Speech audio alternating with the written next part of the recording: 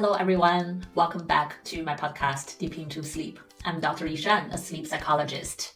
I don't want to get into politics, but I do want to talk about politicians' sleep problems. For example, our current president, Joe Biden, he was diagnosed as sleep apnea. Is he treating it? Is he using his CPAP machine? Maybe, maybe not. But what we observed is he falls asleep in such an important debate meeting. That's very rare for someone with normal sleep. But for someone with sleep apnea, excessive daytime sleepiness, including falling asleep or feeling really sleepy during important meetings or when you drive, it's a very normal symptom. Then look at Donald Trump. Actually, there was a research paper really analyzed his Twitter posts, try to understand his sleep patterns based on how much and how late he's posting and interact with people constantly on Twitter. So they basically make the assumption Donald Trump possibly sleep only about 4 to 5 hours per night. So he may not get enough sleep. But there's another possibility is he is a healthy, natural, short sleeper. That means some people are born to just need 4 to 5 hours of sleep per night, but most people are not like that. So if he actually needs more sleep, but he's not allowing himself to get those much sleep, so he's sleep depriving himself, and that may impact his overall health and his cognitive functioning. Also, when Donald Trump went to court years back, he fell asleep on the court. So some sleep doctors analyzed this online and published their thoughts to talk about Donald Trump is at high risk of developing sleep apnea if he does not already has it. Because his neck is kind of thick, his age is also older, and considering this falling asleep on such important events like being on the court, it's possibly a reasonable doubt. What can you do about sleep apnea? Is CPAP the only option? According to our today's guest, Dr. Kevin Smith, CPAP is not the only treatment option. There are a lot of other things you could do before considering a CPAP machine. A lot of people, when they have this condition, one symptom people may notice or ignore is how sleepy they get. They don't feel like they sleep well, the poor quality of sleep at night. Let's use our president for an example. President Biden. He has a very important debate, 90-minute debate. He's working, practicing up at Camp David. He's traveled overseas a couple times, a month or two before that. He was diagnosed with sleep apnea in 2008. He was put on a CPAP mask, I think the last few years. If you look at him, he isn't obese, so we're not really worried about crowding of the tissues per se. But when I look at him, if he does have sleep apnea, you certainly want to put more weight on examining the nose and the throat. I mean, he's a thin guy, but he's struggling with sleep apnea.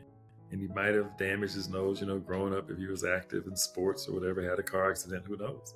But it's imperative when he was put on his mask, I could see the imprint of the mask on his face. I said, okay, he's using it. But then lately, I haven't seen the imprint of the mask. That tells me he's not using it. And he might be uncomfortable. It's what I'm speculating, of course. It's all speculation. But I have always thought that he needs somebody to check his nose and throat, fix that, me, and get him breathing better and sleeping better. Because you got the clue when he said afterward that he almost fell asleep during the debate. Now here he is, president of the United States of America, with a very important debate, and he almost fell asleep. Why? Because he was sleep deprived. This is why people are sleepy during the daytime. Over and over for a few days or a few weeks or a few months. When you don't get good deep sleep, every day is worse than the day before.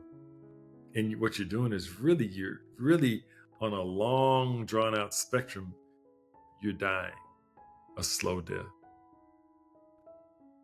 You and I both, if we were sleep deprived for 2-3 weeks, would have performed the same way.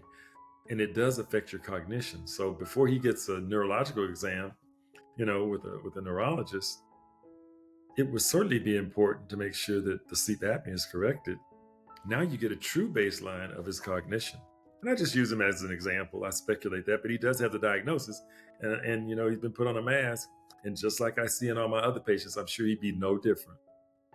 He'd be no different. You just need to fix the root cause, the nose and the throat. And you probably see a big change in his cognition and his personality. Yeah, I know in his debate, his performance was really not liked by many people, and sounds like he really suffered. And I like what you mentioned. This kind of sleep deprivation was caused by a sleep disorder. It's not that we purposely not allow ourselves to sleep, but we actually sleep. We possibly sleep a long hour, but the sleep quality is super poor because of a sleep disorder like sleep apnea. You don't get into that deep REM sleep. And I hear from my patients who have been corrected with my procedure that now they're dreaming. They're sleeping longer. They don't wake up frequently during the night. They have energy in the morning. They feel rested in the morning. They're happier. Their depressive state has gotten better. They have more excitement about life. They perform better at work. They're not having to take naps during the day. They don't fall asleep when they're driving. They're not falling asleep at work.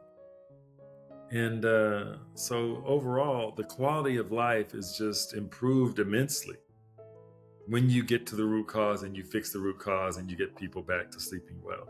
I also want to clarify, when people have sleep apnea, sometimes just quickly put them on CPAP. Sounds like may or may not work. CPAP is considered as some kind of golden standard right now. No matter what the root cause is, even, for example, people have nose problem, nasal airway problem, and structure problem, and they just go ahead and use CPAP.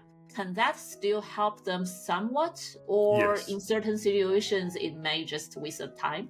No, if they use it, certainly it's going to help. If you can get air past the obstruction or the partial obstruction and you can help the lungs inflate so that there's oxygen circulating and they're not holding their breath for those 10 or more seconds, 30 more times a night, it has to help. No, I don't want to give anybody the impression that it doesn't help. It's just in those people who find it difficult to use, or they don't use it like they should, and they're not getting the help and they don't know where to turn. See, put yourself in the patient's shoes. Okay, I'm using my CPAP. I used it for a month. After a while, it didn't feel good. I just don't like the sound, the hissing sound. It's just cumbersome. I feel like I'm suffocating. And when I suffocate, I take it off. I put it back on. I try to use it. By the time I wake up in the morning, it's off. And they don't even know they've taken it off. And those people, those are the ones that are just not getting any benefit from it. And even if I did my procedures and they still needed it, now the pressure doesn't have to be so high to overcome that obstruction. You turn the pressure down, the sound is less, the pressure's less, it's easier to use, it's not forcing air in, it's just gently assisting them as they sleep when they need it. And I would think that those people would then be more compliant with using a CPAP mask, because now it's being used at a much lower pressure that's much more comfortable.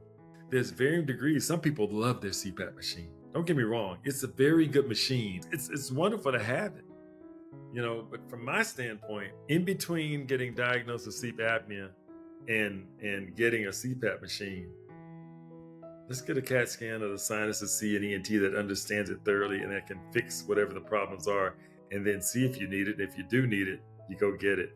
And then you're set. You're set. You're sleeping good, feeling good, resting well, more energy, losing weight. I talked before on my podcast. If you are concerned about possible sleep breathing problems, you really need to go to a sleep center, get a sleep study done. I had other videos talk about at-home sleep study, what that look like. So now it looks like there are actually a lot of hope and a lot of different options for us to really treat sleep apnea. And we need to dig deep to find the root cause. Again, remember, sleep is such an individualized thing. You have to find what works for you and understand what's happening to you, what's the reason behind it, and then tailor the treatment to your need. I really hope today's episode is helpful to you. Leave a message down below. Let me know how you think. Thank you for watching and listening. I'm Dr. Yishan. I will see you next time. Bye.